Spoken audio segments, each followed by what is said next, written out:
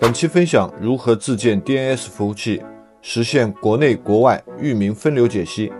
使用我的这套方案，能够完美的杜绝 DNS 泄露，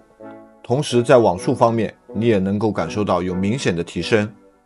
本视频分为理论篇和实践篇，力图通过2个视频彻底解决大家的问题。喜欢动手的，希望提升自己网速、净化网络的小伙伴，建议你们先收藏，方便大家以后反复观看。想象一下，你的所有网络行为，在 GFW 来看都是合理的，而不会有任何的行为泄露。你的网速有质的飞跃的时候，那该是一种什么样的体验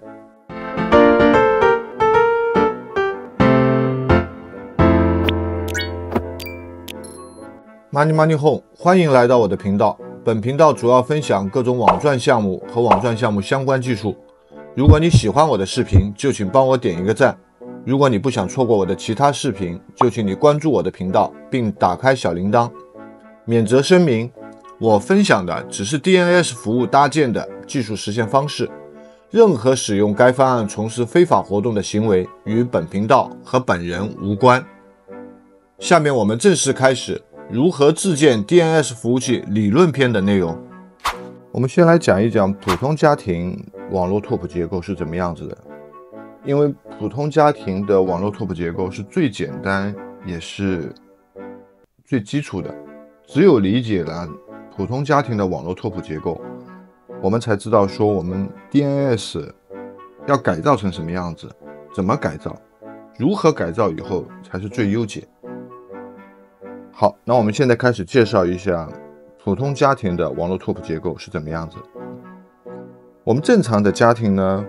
我们通常你会到中国联通、中国移动或者是中国电信去牵一根宽带，而中国联通和中国电信它通常会给到你一个路由器，我们这里这个拓扑图里面我们命名为路由器 A Root A。 那路由器 B 是为了家里面的 WiFi 的一些设备，或者是说你们家有线的这个口不够多的时候，你可能去买一个交换机 Switch， 或者是你去为了 WiFi 和 Switch 都能在一起，自己再去买一个路由器啊，不管这个路由器是小米的啊，还是其他的牌子的等等，你只是为了去拓展这个 WiFi， 然后拓展你们家的有线的这个端口数，然后你可能会自己买，所以这里我们命名为路由器 B。 那普通的一个家庭里面，它会有很多 PC， 也会有很多的移动设备，这里我就都不画了。我们正常来说，在 Root A 里面，我们普通的用户很少会了解到它写入了好几个信息。第一个信息来说是它的 DNS 地址，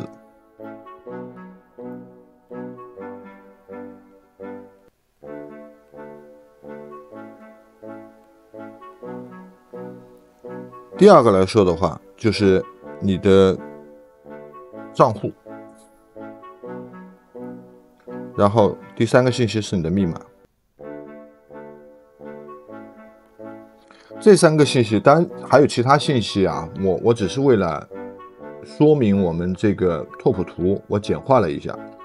这3个信息，第一个是代表说我们的域名，当我们的主路由 Root A 收到了一个域名请求的时候，我们应该要把这个域名解析的这个请求发送到哪一端，而这个 DNS 的一个 IP 通常都是运营商，就是宽带服务运营商他给你提供的，因为他会根据你们家最近的离你们家最近的那个 DNS 会给到你们，然后由他来负责整个域名解析的一个工作。那第2个和第3个代表的是说，你的这个设备就是 Root A 这个设备，它里面需要有账号和密码，要验证通过以后，网络服务提供商才会提供这个服务给到你们，让大家可以上网。所以这3个数据都会写到这个路由器 A 里面。对用户来说，它只是一个黑盒子，很少有人会去关注。那我们为了去完成搭建我们自己 DNS 这一套系统，那我们等一下我们要把这个 DNS 要拆出来，把这套 DNS 的这个地址拆出来，并且把运营商的这个 DNS 我们要自己搭建，放到我们家里面。好，这是整个的一个最简单的一个介绍。那我们讲一个请求。如果说以 PC 来看，我们今天要访问百度，我们的流程是怎么样的？ PC 端首先在 Chrome 浏览器或者 Edge 浏览器里面，你会敲一个 3w 百度.com， 放到你的浏览器的地址栏里面，而这个地址栏首先会将这个地址发送给 Root B， 因为 PC 和移动端都连接的是 Root B。Root B 拿到这个域名请求以后，发现自己不能干，于是乎他会将这个请求转到主路由，也就是 Root A 上面。Root A 发现说，当前这是一个 DNS 的一个请求，那他会把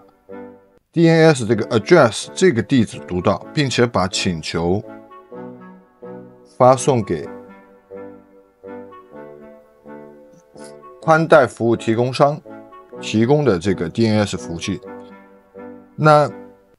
宽带服务提供商拿到了说 3w 百度.com 这个域名请求以后，他发现我可以解析，然后他将这个数据返回给主路由，主路由分包拆完包以后再封包下发给 Root B，Root B 再拿到这个域名请求，然后返回给 PC。 这里面假设我们现在百度的地址是 201.1.1.1， 那从这个宽带服务提供商他反馈的这个百度的这个 IP 地址也是 201.1.1.1， 一路反馈下去，那么到达 PC 端，它就会拿到说，百度的当前的这个服务器的地址是 201.1.1.1， 然后 PC 端再拿到，我换一个颜色， PC 端再拿到这个 IP 地址的，然后再把请求再发给 Root B，Root B 再把请求发给 Root A， 这个时候全部就不是百度.com， 而是 201.1.1。Root A 发现这个请求是需要去访问 201.1.1， 于是乎他会将请求发送给 201.1.1 这个服务器，这个服务器就是百度的。百度一看到他是要请求我的首页，于是乎他会将百度的首页反馈给主路由，主路由拿到这个反馈以后，首先会去拆开这个数据包，然后再封包数据包给到 Root B，Root B 拆开这个数据包，分好包以后，再发送给 PC 端拿到这个数据包，解开数据包以后，由浏览器呈现出来百度的这个网页。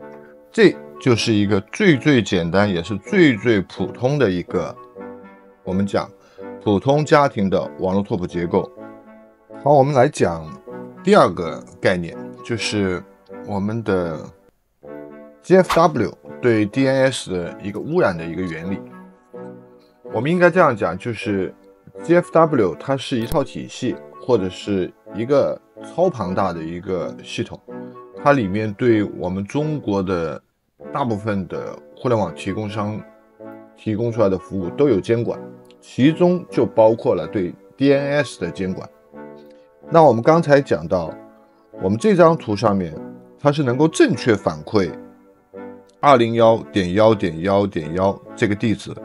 从这个 DNS 上面解析到的。假使说这个 DNS 现在不反馈一个201.1.1这个地址，而是反馈 3.3.3.3.3。那么此时不管 PC 拿到的这个地址是怎么样子的，就是只是这个时候 PC 拿到的是 3.3.3.3， 它是无论如何也访问不到我们百度的这个服务器的，因为 IP 地址错了。这就是一个最简单的一个我们讲 DNS 污染的一个情况。那么还是回到我们这张拓扑图里面，这张拓扑图我画了一个GFW 的一个方框，其实它是一套体系，我只是一个简单的标注，红色的框代表整个的，这是一套 GFW 的一个体系。那我们讲，在当前情况下面 DNS 存储的这个数据里面，百度对应的就是 201.1.1.1， 而谷歌对应的是 9.9.9.9。 那真正的事实上，我们假设谷歌的访问的 IP 地址是 107.3.3.3.3。 那么如果我们的 PC， 如果我们没有梯子和没有任何其他的这个辅助工具情况下面，我们仅仅是在普通家庭的这样的一个网络拓扑结构里面，我们访问谷歌的时候，那么我们一定会拿到一个错误的谷歌的一个 IP 地址，是 9.9.9.9， 而这个 9.9.9.9 是无论如何也不可能访问得到我们谷歌.com 这样的一个服务器的，也就是说它实现了对 DNS 的一个污染。那我们正常情况下，如果说我们访问的是国内的由网络服务提供商自己架设的 DNS， 他们受到监管的这个 DNS， 在他们的服务器上面的数据通常都会说，针对于国内的没有被 GFW 强过的，或者是没有被 GFW 屏蔽过的这些域名，它通常对应的都是一些正确的 IP 地址，而不会是一些错误的 IP 地址。而当 GFW 侦测到，或者 GFW 要对某一些特定域名进行限制，或者特定请求进行限制的时候，那么 DNS 能做到的就是不管用户是怎么访问，它都会返回一个错误的一个 IP 地址，而这个 IP 地址你也永远是访问不到谷歌的，从而实现了我们普通家庭这个被强的这样的一个目的。这就是我们讲 GFW 对 DNS 的污染原理。那这张图里面我还要解释一下，我事实上是没有去画那个 root B 的，只是为了简化，我没有去画这个 root B 这个模块。这是我们讲的第二个大的概念，就是 GFW 对 DNS 污染的一个原理。第三个我们要厘清的一个概念是自建 DNS 的网络拓扑结构。我这里画了一个简单的一个网络拓扑图。我们以 PC 来看，我们的电脑仍然是以 PC 来做例子，同时我们有一个主路由，而这里呢，有我们第二张图之前，我们只是去请求网络服务提供商自己的 DNS， 和我们这张图里面最大的一个区别是，我们自建自己的 DNS， 由我们自己的这个电脑来搭建我们自己的 DNS， 我们自己来负责所有整个家庭的这个 DNS 解析服务，就域名解析服务，这样以保证说我们每一次拿到的数据，比如我们对应的百度，我们就一定可以拿得到对应的是 201.1.1.1。 然后我们如果说我们能够去访问谷歌的话，我们的谷歌的域名我们一定能够正确的解析到 107.3.3.3， 这是我们自建 DNS 最重要的，就是我们能够把 DNS 污染这件事情彻底杜绝掉。而如何自建我们的 DNS， 稍后我会讲这套 DNS， 或者是讲我的 DNS 服务器搭建的一个系统架构。我们继续回到讲这张网络拓扑结构。同样以现在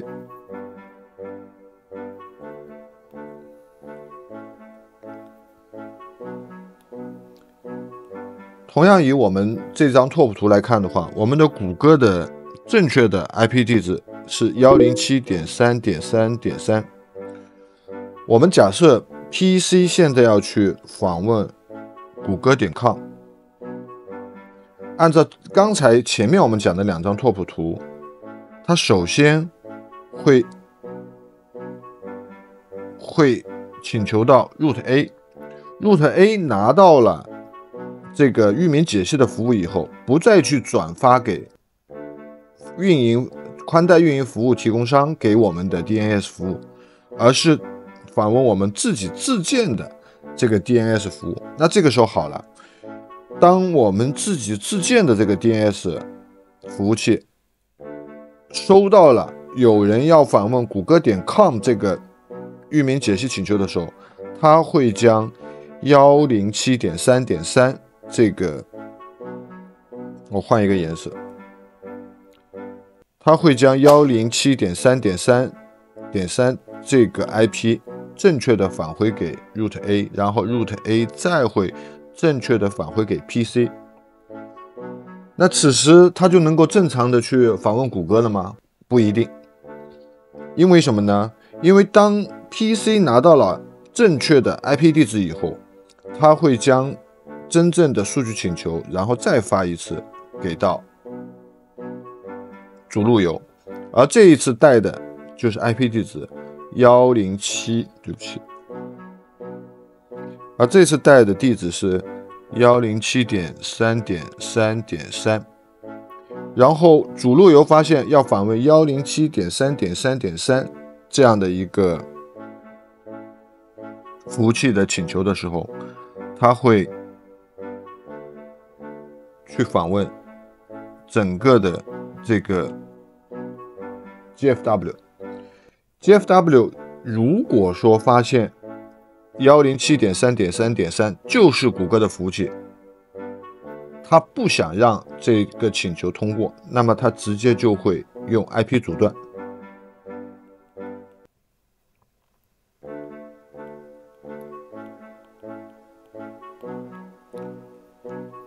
而直接会去返回给你500或者是404或者是其他的一些错误代码 HTTP 的请求的错误代码，而不是200。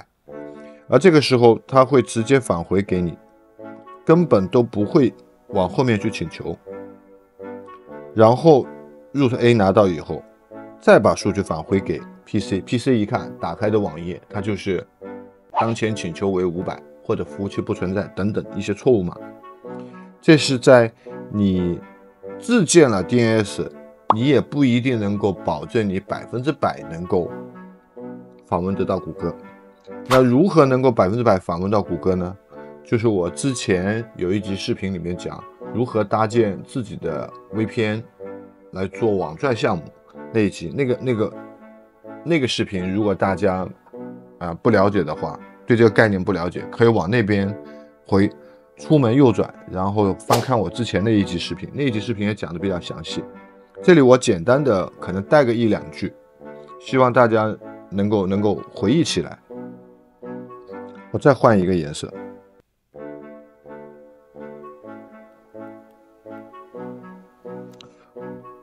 当我们如果自建了自己的梯子的时候，我们正常情况下，我们的主路由这个时候就肯定不是所谓宽带服务提供商给我们的那一个路由器了，而我家里面通常都是桥接的，所以稍后我会来讲我的一个方案。如果说我们有一个梯子在海外，而这个梯子我们假设它的 IP 地址是 101.6.6.6， 同样我们是访问谷歌，我们还是以红色的笔重新来走一次。 PC 端先去建入谷歌，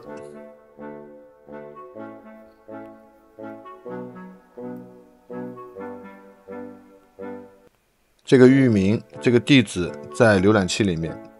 然后浏览器经过路由器，这个时候路由器就不一定是路由器 A 了，经过路由器是我们自己改造过的路由器，然后路由器会去请求我们自建的 DNS 服务，自建的 DNS 服务会把正确的这个 107.3.3.3 返回给我们自己的主路由，然后再会去把正确的 IP 地址 107.3.3.3 返回给我们的 PC， 而这个时候 PC 会直接带上它的请求去请求 103.3.3， 这个时候就是把请求又会重新发回来，而这个时候带的就是我们的 IP 地址，而不是域名了。这个时候主路由是我们自己改造过的，不管是你用 Clash 也好，或者是 Vitrine 也好，或者是Shastili 也好，都可以。你会发现说，需要去访问的这一个地址它在外网，那我们要经过我们自己的梯子，于是乎路由器会将你当前访问 107.3.3.3 这个请求封包好，直接穿过 GFW 封包好以后，我们访问的是 101.6.6.6， 而 101.6.6.6 这里面的数据包是告诉这一台 VPS， 你待会儿把这个数据包拆开以后，记得帮我去访问谷歌哦。所以这个才是一个梯子的功能。梯子当 VPS 把这个数据包解开以后，一发现说，原来它是要我去把这个请求转发给谷歌。谷歌一看收到了这个请求以后，发现原来是 101.6.6.6 希望去请求我们的谷歌的一个首页的时候，它会把这个正确的数据包下发下来。下发下来以后，再由 VPS 这台 VPS 上跑的一个梯子，不管你的服务端是怎么样子的，它会将数据包封装好，然后会返回到我们自己的主路由上面，主路由再经过我们歇斯底里的解码，然后再把数据包再返回给 PC 端拿到这个最后的这个数据包以后，由浏览器呈现出来谷歌的首页页面。这是一个说我们自建了 DNS 服务器，自建了 VPS 梯子的这样的一个网络拓扑中，我们是肯定可以这个出国留学的，科学上网的，这是肯定可以的。从网络拓扑图上面来看，那这个拓扑图里面又出现了一个问题，我们在下一个章节里面讲。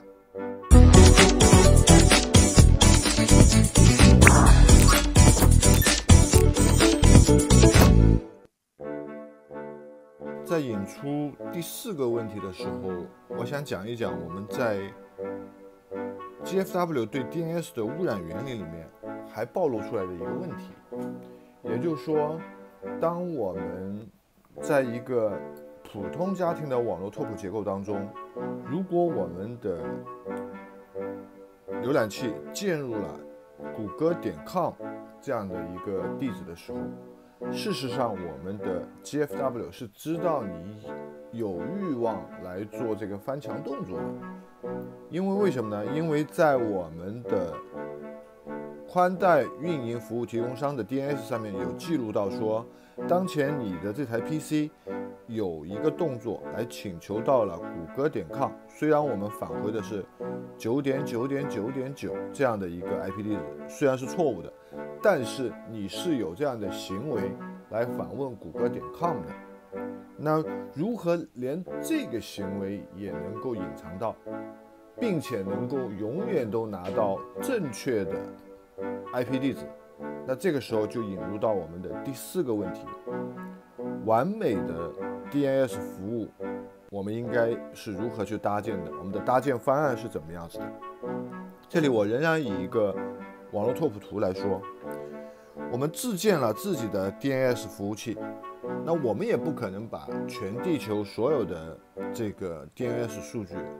全部缓存到我们服务器上面，我们当然也需要有上游的这个 DNS 服务解析。可是呢，我们在这里我们会有一个策略，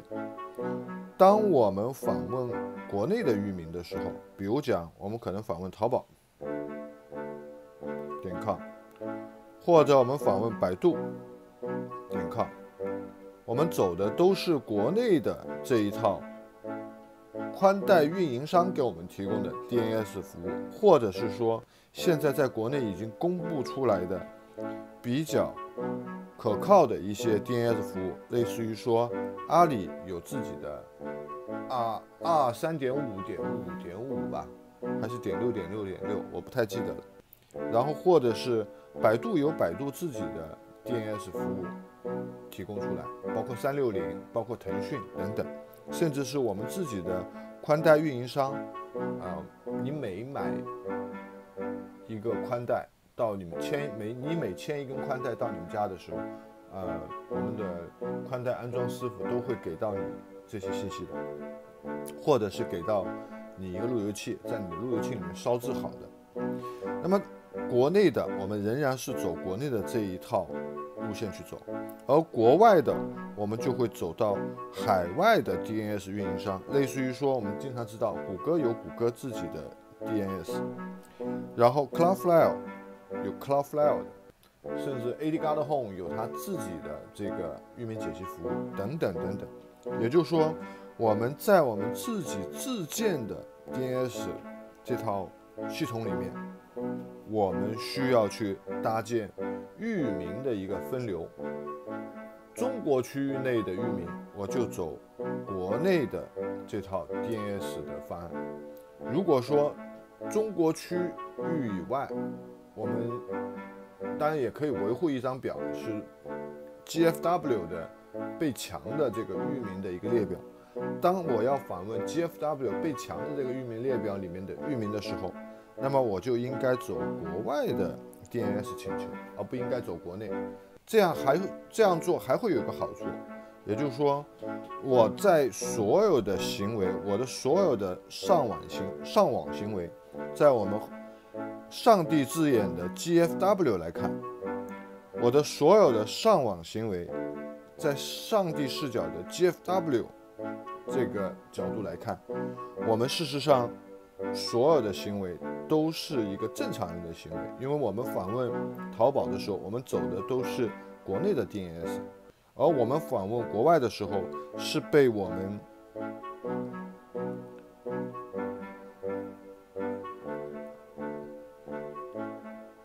们自己的路由器，我们自己做的软路由，我们或者是 OpenWRT， 我们自己封包好的一个加密数据，然后我们会给到谁啊？会给到我们的海外的那一台梯子的 VPS。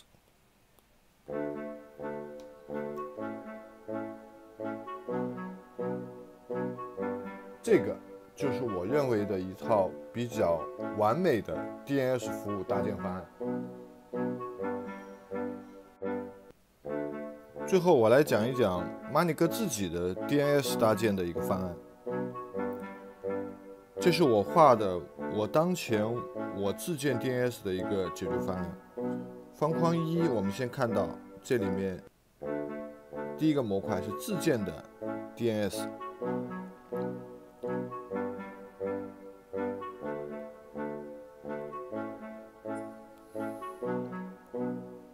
而这个自建的 DNS 里面，我会有2个系统。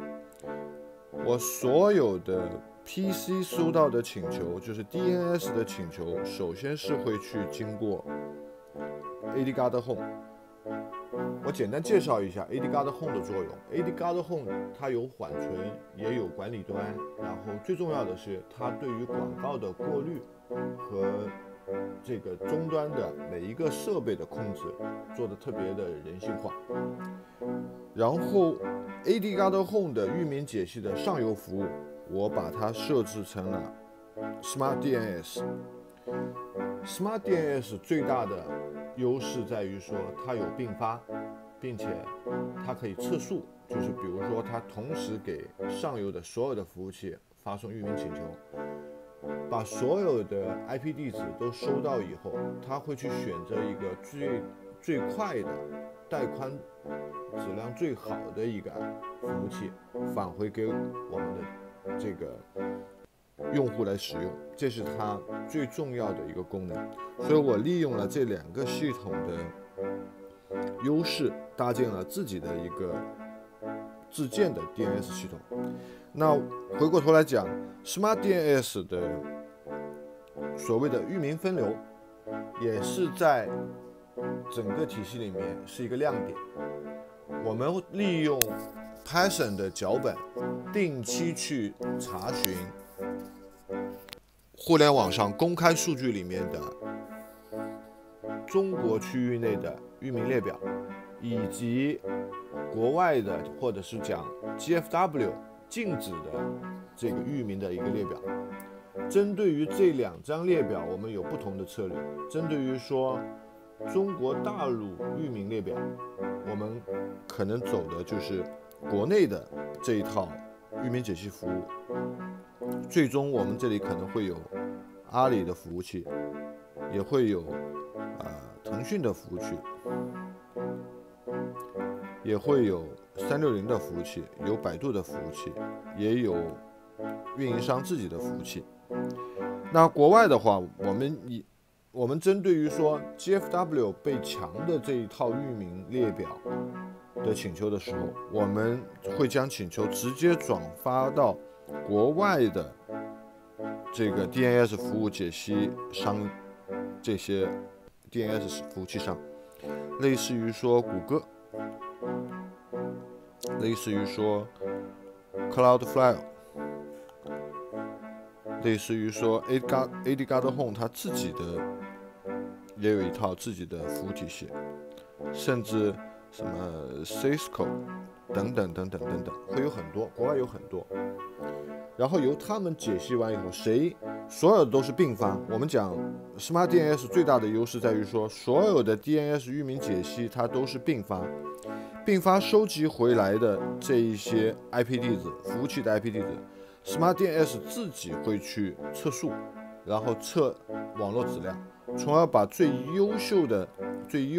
优良的这个服务器 IP 地址返回给 AdGuard Home，AdGuard Home 最后再转发到我们的用户浏览器或者用户的那台机器上面。那我们 AdGuard Home 里面的一个优势在于说，对于广告的过滤，我们知道现在打开任何一个网页，它的广告都是特别多的。那 AdGuard Home 上面会有很多第三方插件或者策略，能够将我们的这个广告进行有效的拦截和过滤。从这个上面来看，我们不论是访问国内还是国外，我们都做到了一个分流，这是第一点优势。第二点优势在于说，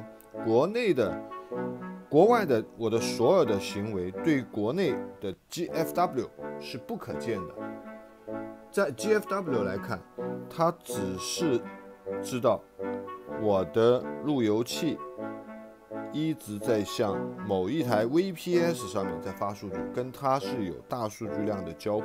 但至于里面的跑的内容，数据包里面的内容以及行为，如果你是用 WildGuard 或者是歇斯底里这种加密协议的话，是能够做到说不太容易被侦测到。回到这张最后我搭建的这样的一个解决方案当中，我自己认为说，至少我这几年都是运行这套方案来使用的。整个我看到的反应速度啊、运行状态啊都很好，并且国内域名的这张列表在 GitHub 上面基本上每2天、每3天都会有更新，所以它的活跃度也很高，稳定度也很高。而 GFW 的那张表在 GitHub 上面也会有更新，我们只需要自己利用自己的计划任务或者是定时任务，做好定期更新这2张列表，那么我们的整个系统就能够持续的保持稳定的运行。这是我讲的我自己的一个搭建的方案。